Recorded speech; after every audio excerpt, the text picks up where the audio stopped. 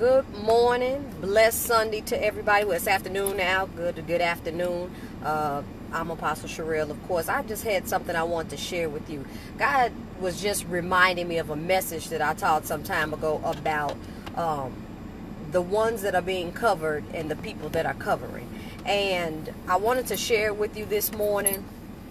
One thing I know, what I'm always attempting to do is, the Bible is very practical, and a lot of people don't believe in it. They think that they'll say that the Bible has lies, all this additional things, but mostly because they don't understand it. So I believe that it's part of my duty to, as much as He gives me revelation, to understand and translate it in a language that we can understand. Or, there are different levels of understanding. I know I come from the urban area, so you got to break it down for me.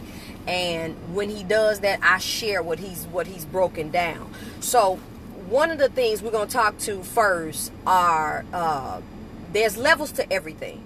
So one of the things that I want to share with you first, I'm talking directly to the people that are being covered. First we need to know what a covering is. For example, a covering is not just in church, and I'm giving this to you for a reason. This will bless you.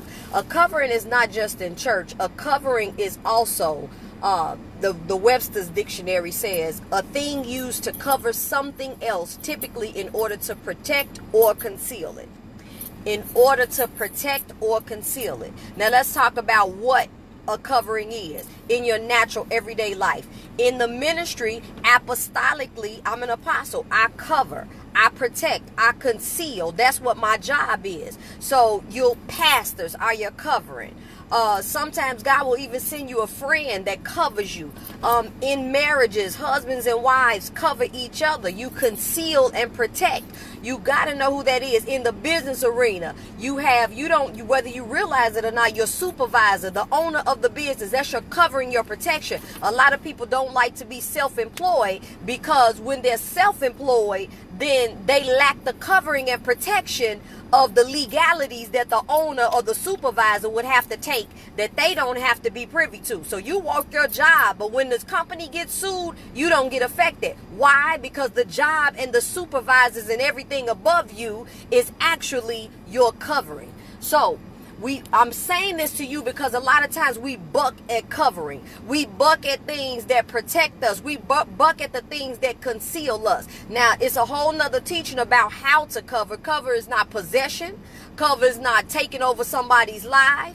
I can protect and I can cover you. Sometimes covering is even about how you pray for a person. So, that's covering as well. I don't have to have a dictatorship in order to cover you. To cover you, to conceal and protect you, I can do that in my prayer life. I can do that in mentoring and giving you a word. So don't abuse the fact when God sends you good covering. When God sends you people, that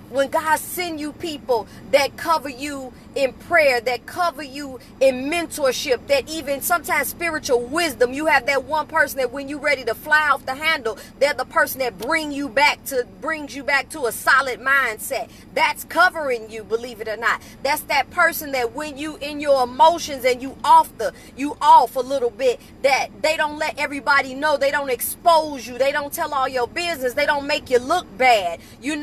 That is covering you. So don't reject your covering. Don't reject when you have someone that God has put in place to make sure that you are concealed and you are protected.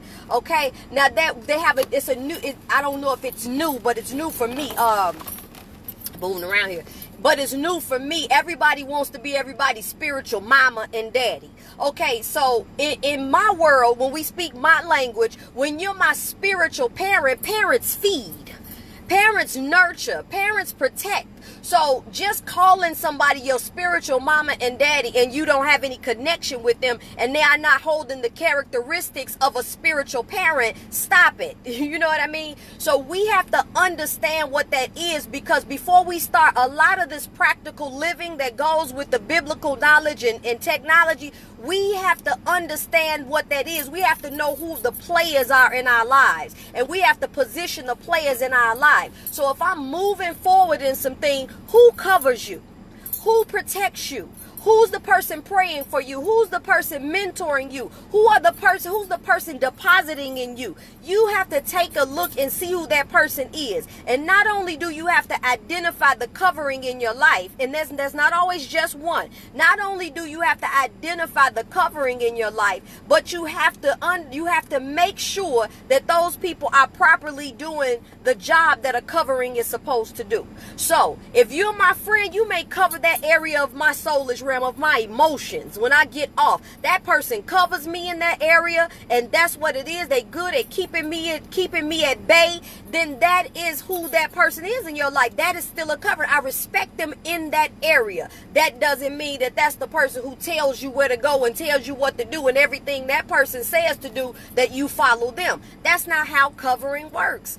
Covering works to a point where it's a keeper.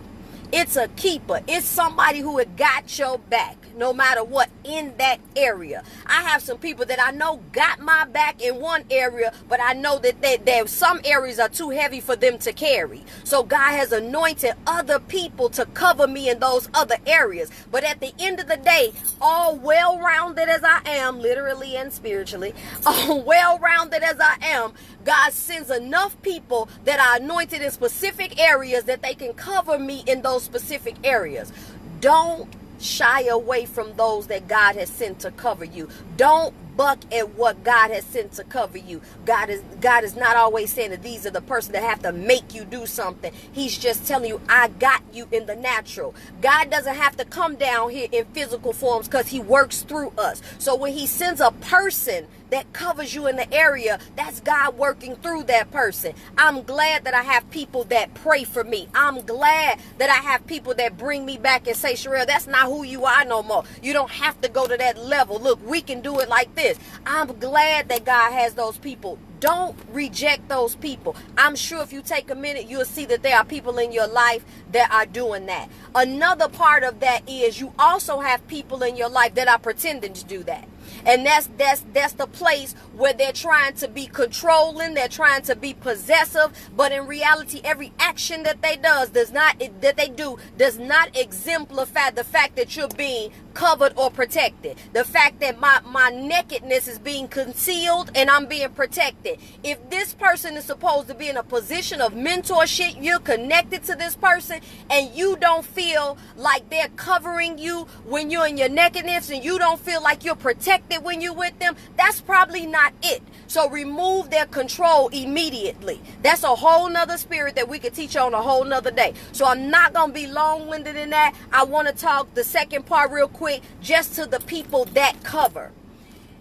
When you cover, there is a way to cover. A way to cover does not mean that I'm bossing you around. A way to cover does not mean that I'm making you submit to me. A way to cover says that, listen, I love you enough that if you're willing to receive from me, then here's my advice. Here's my prayers. Here's my protection. I love you enough to do it without expecting anything in return. When I do it for the glory of God. I do it because this is my assignment. This is what I'm assigned to do. Not because I'm expecting something back from that person. Covering when we take it in the business realm, or we were talking about the owners and the supervisors and things like that. That's what their job is, whether you're the employee or they send in another employee. So they know what their assignment is, and they continue to do that so that the business can flourish. How does that apply to ministry, apostle? Because in leadership, if I'm an apostle, I lead, I counsel, I conceal, I protect, and that is my job, and I'm positioned to do that whether one member comes or another member comes. It's not precedent on one particular person. That is what my job is. So if you are called to cover, that doesn't mean control, that doesn't mean take over, that doesn't mean run somebody else's life. It means get in your position where that is a characteristic of yours all the time. That is just what you do. So today, I love you. I love you every day. I want to make sure that this word is understandable. I want to make sure that you can comprehend it. I see so much of the word being rejected. The word is beautiful. The word is awesome. The word is empowering. But if you don't understand it and you don't know how to apply it, it's ineffective. So you'll see me come on. You'll see me share. I love you. Have an awesome day.